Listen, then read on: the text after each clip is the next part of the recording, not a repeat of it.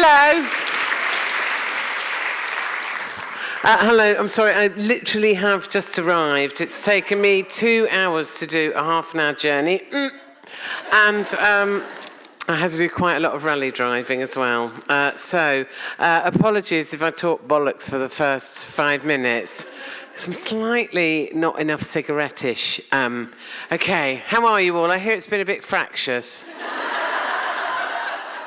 Don't worry, I'm here to calm you. Well, might not work. We don't have any children here, do we? Oh, we do. Where are they? Tiny ones. Oh, right, okay. So if I said a couple of rude words, would they remember them? Someone's putting their thumbs up. Will it traumatise them for life? The reason I'm here is to talk to you just very generally about women's voices, really, and how women's voices can be heard. Now, let me just say, obviously, I am a stand-up, so as an ex-nurse myself, I do believe that laughter is the best medicine, although I find that tends not to work in the case of impotence. But for me, it is a pleasure to be speaking to an audience like yourselves. I don't always have audiences that are a pleasure to work in front of. In fact, quite a lot of the time, it's absolutely the opposite. For example, a few months ago, I found myself in Southampton speaking to 600 builders. Yum! My favourite. And as I came on stage, I was actually surprised. And as I walked on stage, there was an audible sigh of despair, shall we say, when they realised it was me. And they were looking at me as if they were thinking, what on earth can a fat menopausal woman possibly know about building? And I said to them, well, you would be surprised, actually, because my dad's a structural engineer, my brother's a quantity surveyor, and my husband's a fucking plank. So I know a lot, actually, so sit back and enjoy yourselves.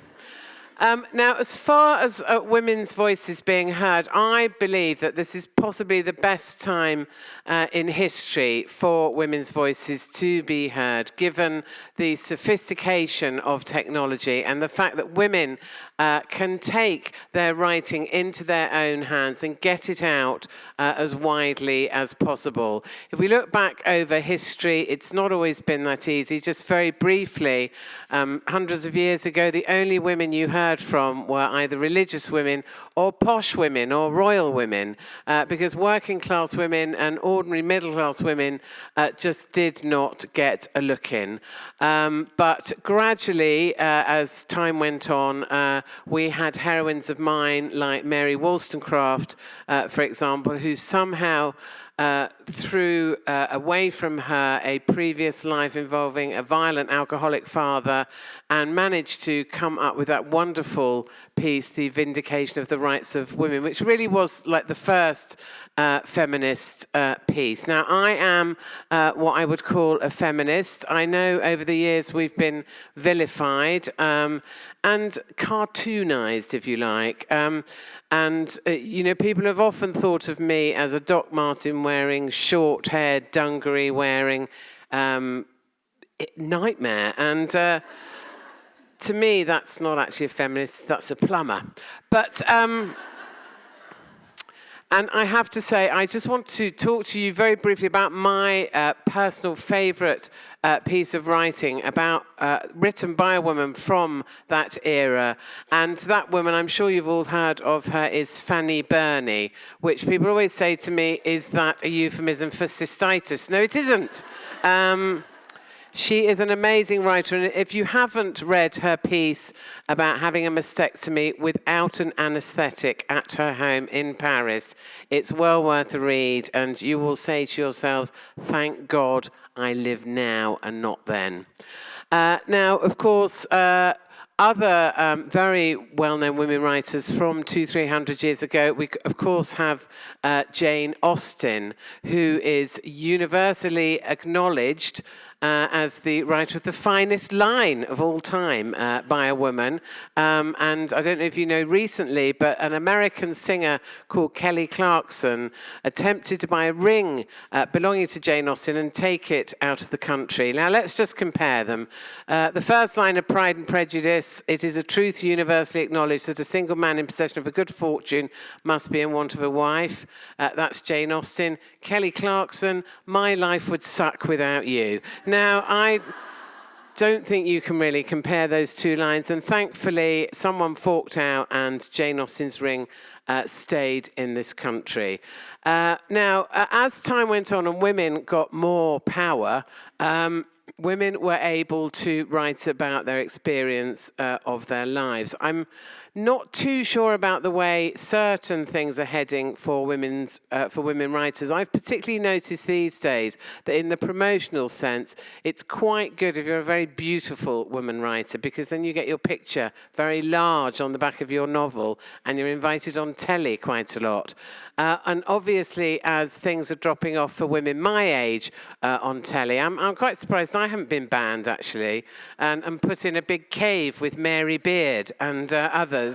But thankfully, I haven't. Now, are you all bloggers here? Yeah, okay. Are any bloggers here writing a novel? Quite a few of you, okay. You must be pissed off with celebrities, because it seems like celebrity autobiographies are 2 a penny these days. And if you've been on telly once, you normally get a request from a publisher to write your autobiography, as I did. And to be quite honest, it's difficult to say no, really. And I apologise for that. I've written 2 autobiographies in 2 parts. And looking at you, looking at me, I kind of wish I hadn't now. But anyway, sorry. Now, given that women's voices are much easier to hear these days, I wonder what it is that is possibly putting women off being truthful and talking about their lives. Well, from my own experience, I would just want to give you a few examples of how it actually can be for women. I mean, I was asked several years ago, 10 years ago or so, to engage in a debate at the Oxford Union, which is obviously the highest seat of learning in this country, according to most people.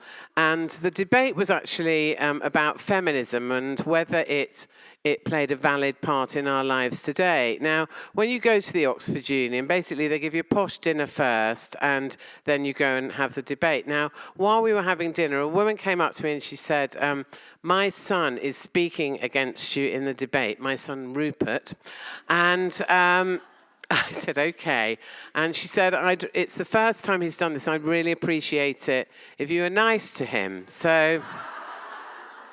oh, fucking hell, I know. And so I said, well, you know, let's see how it goes, madam, shall we? Let's see how he kicks it off. And I kid you not, this was his opening line. And it was, Jo Brand is obviously a feminist because she's got hairy legs and she doesn't wash her hair. Now, to be honest, I'm absolutely appalled that that is the level of debate from an academic seat of learning that creams off the best and brightest in our country. I really, really found that hard to take. And I'm afraid I chewed Rupert up and I spat him out because...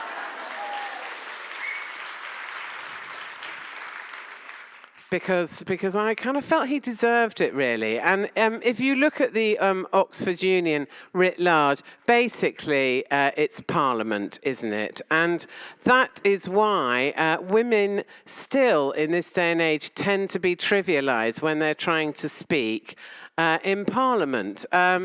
Look back, for example, to David Cameron's remarks when he told someone to calm down, dear, in inverted commas, taking that speech from Michael Winner's advert for eShore Insurance. And as we know, throughout his career, it's unlikely that Michael Winner ever had to say that to a woman in bed. And finally, just to give you a sort of idea of the attitude that people have towards me, and it is actually quite scary. I did a massive advertising awards a few years ago, and one particular company's name kept coming up. They were winning everything, basically. So I was what I thought gently taking the piss out of them. And just joking about them. And at the end, they actually won the overall prize for the evening. And the CEO, who was a man, came up to the stage to receive the trophy from me. And he walked towards me and he shook my hand. And as I was handing him the trophy, he said to me, I always realised that you were a rubbish comic, but I never realised what a cunt you were. That is the CEO of a very well-known advertising company that you would have heard of. I will, but I can't remember their name. I just need to think about it. Obviously, I've repressed it, but it was one of those companies with 3 names. No, it will come to me at some point. But the thing is, I think that is the ultimate in bullying of a woman, right? I think it's misogynist. He didn't do it loud enough. He didn't have the bollocks to do it loud enough for everyone else to hear. And I think what he hoped I would do is be so ashamed and humiliated by that I would just slink off the stage and not ever come back. Now, I thought, I'm not having that. You know, it's just not on. So at that point, it was the end of the evening. And I said to the audience, I'd like to thank you all for coming, apart from the CEO of that company who's just said this to me. And I told the entire audience, and I have to say, after that, about 15 or 20 of his staff, mainly women, came up to me and said, he treats us like that as well. And in this day and age, it's just unbelievable, isn't it, really? So I think that women are constantly fighting this, because if you're a very beautiful woman, you're treated as if you're a thing. And if you're not a very beautiful woman, you're treated as if you're some horrible old harridan that should just shut up and go away. And I personally believe that should encourage us to open our mouths more and to keep on and on and on. Now, as a stand-up, I just want to talk about women's experience in writing as a stand-up. Now, I was brought up in a little village in Kent. I have 2 brothers. All my family are funny, which is quite annoying. And I always wanted to do jokes when I grew up, but I didn't know quite how to get that across. And what I wanted to do jokes about was feminism, really. But I think the very important thing to say, first of all, if you're trying to do comedy, it's all very well doing politics, but actually, if it's not funny, don't bother. So I made sure right from the kickoff that as a comedian, that all the jokes that I did were funny first, and they sneaked the politics in under the wire, as it were, because at least you need to have an audience if you're going to be preaching at people. And as a comedian, you know, it was important that my jokes were good and that people listened to them. Now, I'm not always saying that I got it right as a comedian. I certainly didn't. For a long time, I got it wrong. I misjudged things. My first joke that I ever did right was I used to wait off stage, put a blood capsule in my mouth. I had a big white baggy T-shirt, and I used to come on, cough what looked like blood all over my T-shirt, and then go, oh, must give up smoking. And that never went down very well at all. But I loved it. I've also misjudged things on a lot of occasions. I particularly remember, this is a very bad idea, I was at a pro-choice benefit, and I talked about having a termination myself and saying that I was slightly upset because my boyfriend at the time came in with a bunch of flowers and a bag of jelly babies. But I know, that's terrible, and I'm ashamed of it. And they did exactly what you're doing, which is going, no, you mustn't do that. You're such an adolescent.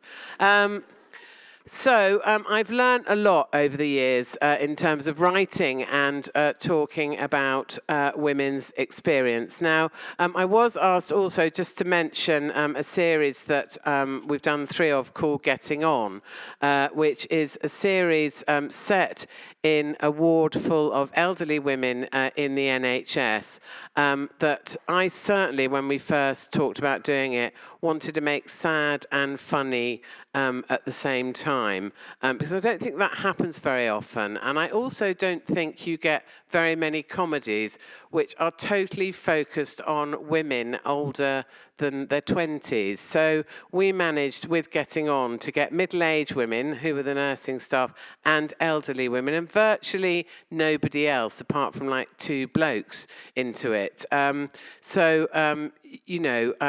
sort of seemed to work very well. And I have to say, since we've made Getting On, a lot of women have come up to me and talked about their experience in the health service and asked me if I could put their experiences into Getting On when we were writing a new series. And my favourite was I was at my nephew's wedding party, and a woman who was, I think she's in her early 90s, came up to me and she said, "Oh, I've been in hospital recently and something happened to me, and I wonder if you could put this in your series Getting On." And I said, "Well, what was it?" She said, "Well, I was put into a mixed ward. Basically, I was in a bed next to an elderly man who wanked for 24 hours a day." And I said, "I'll see what I can do." And unfortunately, haven't been able to get that in. So I apologise to her. We will do, hopefully, at some point. Now, I am a complete Luddite in terms of how many people are on Twitter here? Oh, my God. Yes. You're all under 87, which is my age. Now, I'm not on Twitter, I have to say, although there are about 3 or 4 people impersonating me on Twitter, and their lives do seem to be quite a lot more interesting than mine. So I've just let them get on with it in a way. There was one very creepy one on Twitter that said they were me and talked about what I was planning to do with my children at the weekend and stuff like that, which I found slightly unsettling. So I've managed to get rid of them by having them killed. But what I would say is, because, I mean, I read blogs, and I think blogs are absolutely essential to examine every facet of women's lives. Now, I think if you're writing a blog, one thing that's really, really important is to be yourself. However much you think that your experience isn't valid or your blog is not going to be very interesting, I totally agree with that, because I disagree with that, because I think I hate Sigmund Freud. No, I totally disagree with that, because I think everyone's experience is as valid as anybody else's. Now, one thing I've actually noticed with blogs is you seem to have 2 sorts. You have one sort where the writer is anonymous and they sail kind of very close to the wind in the sense of almost revealing their identity. And I think unless you've absolutely decided that eventually you're going to tell people who you are, that's something that you need to think very carefully about. Because once your identity is revealed, if you're writing a controversial blog, well, you know, don't you, that the opprobrium of the entire Daily Mail readership is going to be heaped upon you once you're outed. And I actually have a friend who was writing a blog about the mothers in her community, and I have to say, being pretty vile about them, really. And she got to the point where people knew it was her because of what she was talking about. And so she had to stop blogging and couldn't do it anymore. And in a way, I kind of feel that served her right, really. Because, you know, it's not on to anonymously slag people off without justifying what you're writing. And we all know what trolls are like. And I would just say, for anyone who's pulled out of Twitter because they can't put up with the abuse, my feeling about that is that in theory, if you're on Twitter, 70 million people, or however many people there are in this country, have access to you. And let's face it, what are the odds of even 1% being quite disturbed misogynists? They're very high, aren't they? And, I think the thing is, we all have to learn some way of dealing with that abuse, and believe you me, I have had so much abuse like that. I've had abuse in public. Weirdly, I was walking home the other night through the West End, and some bloke just went past me and went, whore, like that, Yes. So, but also, I've put up with the appalling misogynist abuse in the papers that men just would not have to put up with, quite honestly. And for a long time, I had a long-running feud with the Sun writer called Gary Bushell, who used to be absolutely vile about women. And one of the milder things he wrote about me was that I was a hideous old boiler. And I used to say, look, Gary Bushell's not exactly an oil painting himself, is he? How dare he? Not unless there is an oil painting around called Constipated Warthog Licking Piss Off a Toilet Seat. There might well be. I don't know. So I would say, as a blogger, just go forward with a bit of kind of righteous indignation, really. Try not to be put off, or find a way of getting support for yourself to not be put off by the sort of basically vacuous misogynistic men that are going to criticise you. And let's face it, there's a lot of them around. There are a lot of them around. For a very long time, all the tabloids just assumed, because I did jokes about men, that I must be a lesbian, to the point where over the years I got petitions from lesbian groups saying, please, can you tell people you're heterosexual because you're giving us a bad name? They just didn't want to be associated with me, and who can blame them? So I don't think I've taught you anything today, and I wasn't actually trying to. I was just trying to give you a little bit of a perspective on my life. And I think actually what in the long run has really helped me is that, having been a psychiatric nurse for 10 years of my career so far, I have to say that individuals with mental health problems are more creative, more interesting, and just far more powerful in their abuse than any old git in an audience is. So I kind of learned how to deal with it very early on. Now, I think, Justina, am I stopping for a bit of a Q&A before I bugger off? Is that all right? So I hope that was in some way interesting, and thank you very much.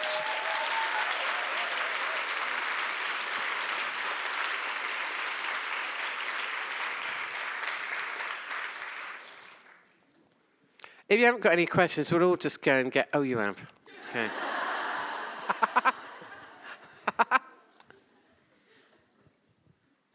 Hi, Hello. I'm Laverne. I live in Southwark, not far away from you. And Have you been stalking me? I just wondered, it's a bit of a cheeky question. Oh, here we go. Sorry, everyone. 36, 23, 36.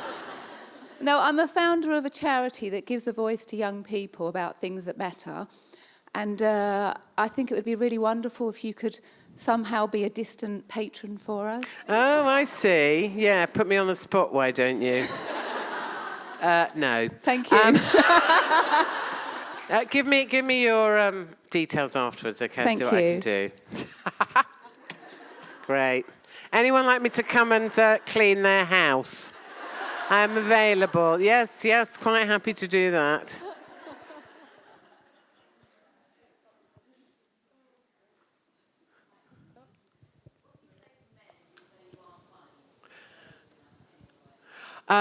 To men who say I'm not funny, I just invite them to come and watch an audience watching me, really. And I think the thing about comedy and humour is that actually not all comics are the same. You know, there are comics that I don't like that I don't think are funny, but I know they are because I know that people laugh at them. So I would just say be a bit more intelligent, really.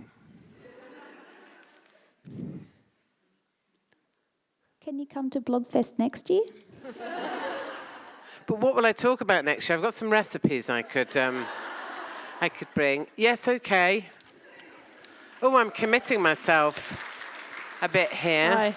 What would it take to get you on Twitter, please? Sorry? What would it take to get you on Twitter? More time.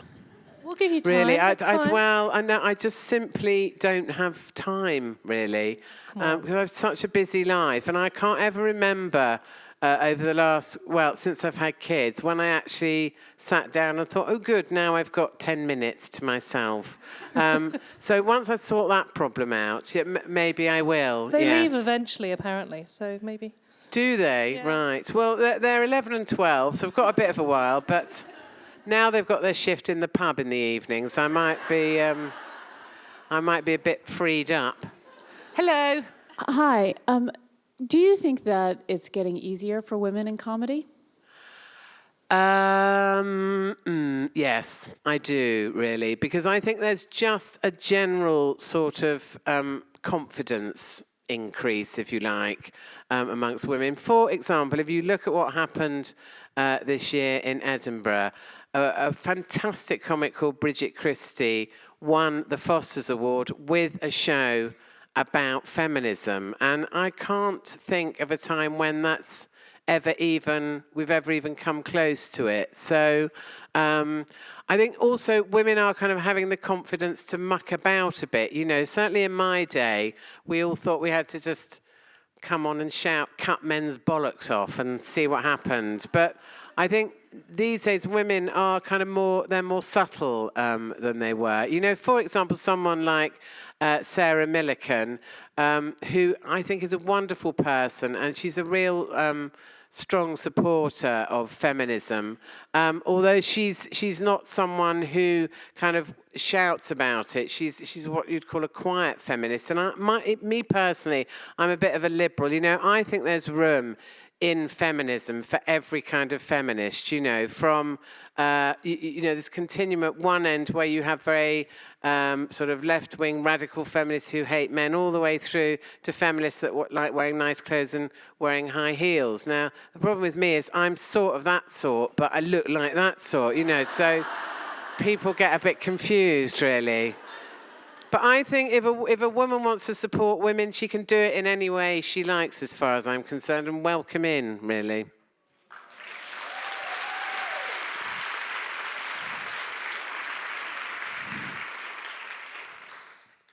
Cue pies being thrown at me. Yes, please. Hiya. What's my favourite biscuit?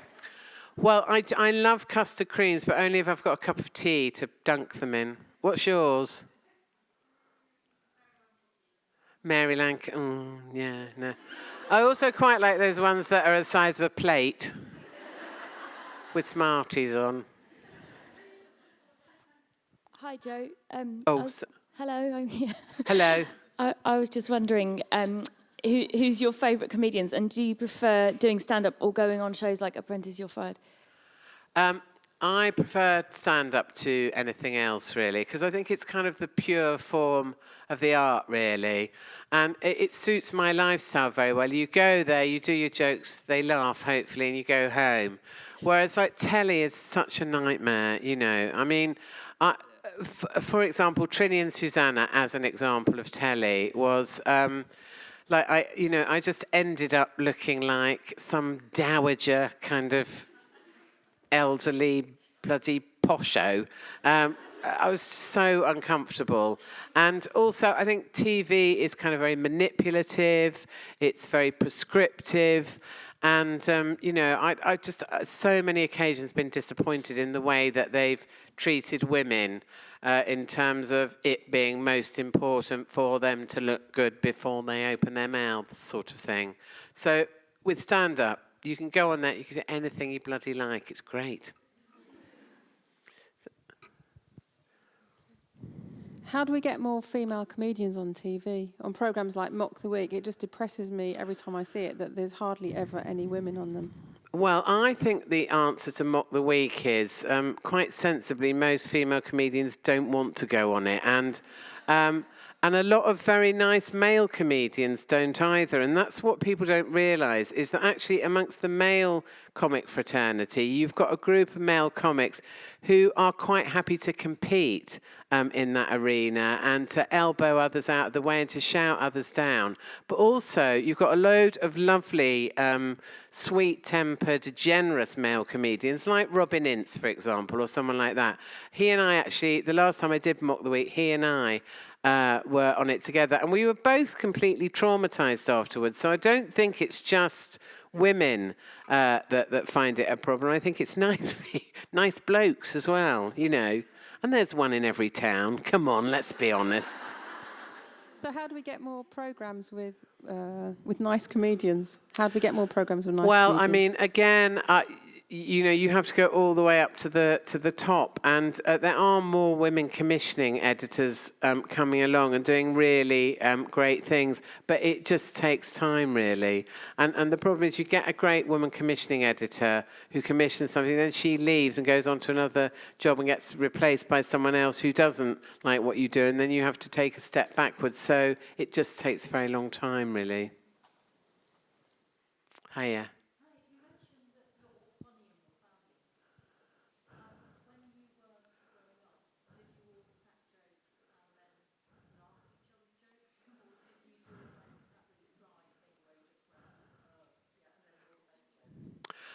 No, we all did different types of jokes. My dad did appalling jokes, to be honest, because he's a dad, And so if he did a joke, we would have, oh, for God's sake, and put our face in the soup or whatever it was. My big brother is brilliant. I'm very good at telling jokes, and we all laugh a lot at him.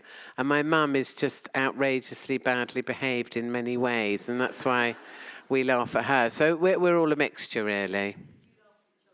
We do.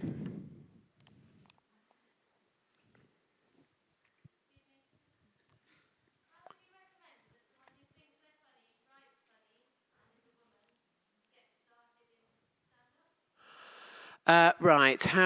Okay, what I would say first of all is research the comedy circuit in London, because there is a big one, and go to the clubs that you think are the most gentle to start off with. Because I think if you start off with like a really rough place like the Late Show at the Comedy Store, which basically Friday night at midnight, and a lot of kind of city boys just vomiting over your feet, which is very unpleasant, and being quite abusive as well. But there are a lot of nice small clubs which are kind of very welcoming, and they're encouraging, So I would say write what you think is a very good 5 minutes. Go and do it at the smaller clubs. Write 5 heckle put-downs, ranging in power from whimsical to nuclear. If you have to start off with nuclear, you might as well go home, really, if you're just starting off. But they're always useful to have. It's kind of like armour, Feel free to nick other people's put-downs, because they all seem to be shared around the circuit anyway. But to me, the biggest thing always was, when I started off, if audiences sense that you're in any way faltering or you've been upset by what someone said or their reaction, it seems to be human nature that they don't encourage you and support you and go, no, we'll give you another chance. They just try and kill you.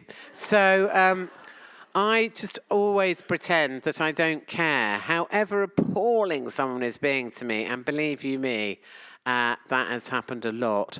I've just had blokes say the most appalling things at student gigs, you know, threatening to kill you, but like in the most unpleasant way imaginable. But if you look like you're getting upset, then they just do it more. You know, you just have to do a bit of acting, really, and pretend you don't care. And I think that really helps.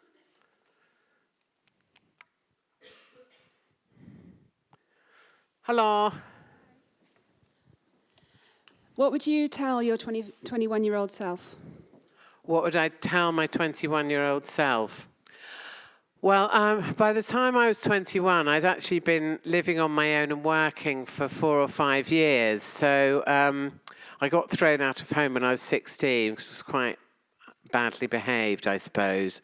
And so by 21, I kind of felt that I was grown up, and I was a very responsible person because I'd had a series of really shitty jobs that I hated, that I'd stuck at just to earn money.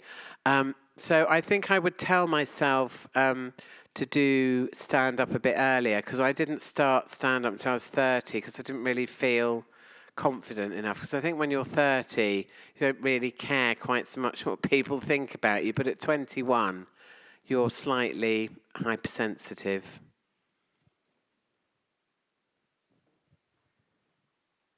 Hiya. Hi. Do you want to go for a fag? You do, don't you? Look at the state of you. Go on, madam. Please do, honestly. Well, I think we've gone past the time anyway, haven't we, Justine? So one more, okay. Can I ask, how do you motivate yourself? Say that again. How do you motivate yourself? How do I motivate myself? Oh, God, how do I motivate myself? Well, it's quite weird because I think of myself as a lazy person. But actually, if I look at the reality of it, I get up about 5:30, 5:45 every day. And I don't go to bed till about midnight normally. And I just have to do a huge amount every day. And what I think that's about is wanting to do it, really. I mean, I've got 2 lovely kids, so I want to do lots of things with. I love my job. And so actually, I'm very lucky in that I don't actually need to motivate myself that much. I want to do all the stuff that I do. And I just wish days were a bit longer so I could fit a bit more in, really. And drugs.